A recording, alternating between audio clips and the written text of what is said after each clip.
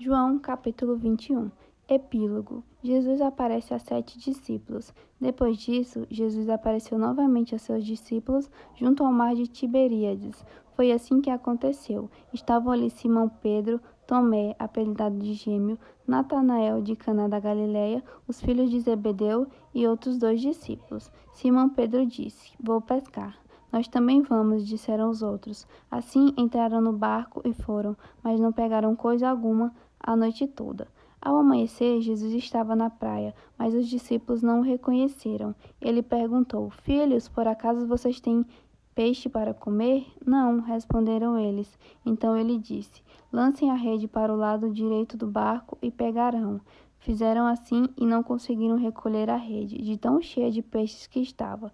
O discípulo quem Jesus amava disse a Pedro: "É o Senhor." Quando Simão Pedro viu que era o Senhor, vestiu a capa, pois a havia removido para trabalhar, e saltou na água. Os outros ficaram no barco e puxaram até a praia a rede carregada, pois estavam a apenas uns 90 metros de distância. Quando chegaram, encontraram um braseiro no qual havia um peixe e pão. Jesus disse: "Tragam alguns dos peixes que vocês acabaram de pegar." Simão Pedro entrou no barco e arrastou a rede para a praia.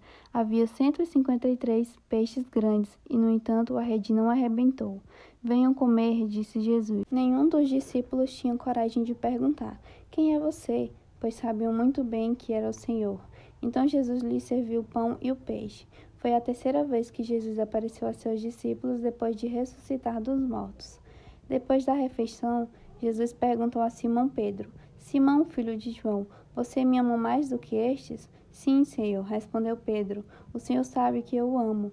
Então alimente meus cordeiros", disse Jesus. Jesus repetiu a mesma pergunta: "Simão, filho de João, você me ama?" "Sim, Senhor", disse Pedro.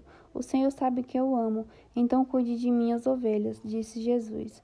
Pela terceira vez, ele perguntou: "Simão, filho de João, você me ama?" Pedro ficou triste porque Jesus fez a pergunta pela terceira vez e disse: "O Senhor sabe todas as coisas, sabe que eu o amo." Jesus disse: "Então alimente minhas ovelhas. Eu lhe digo a verdade. Quando você era jovem, podia agir como bem entendia, vestia-se e ia aonde queria. Mas, quando for velho, estenderá as mãos e os outros o vestirão e o levarão aonde você não quer ir."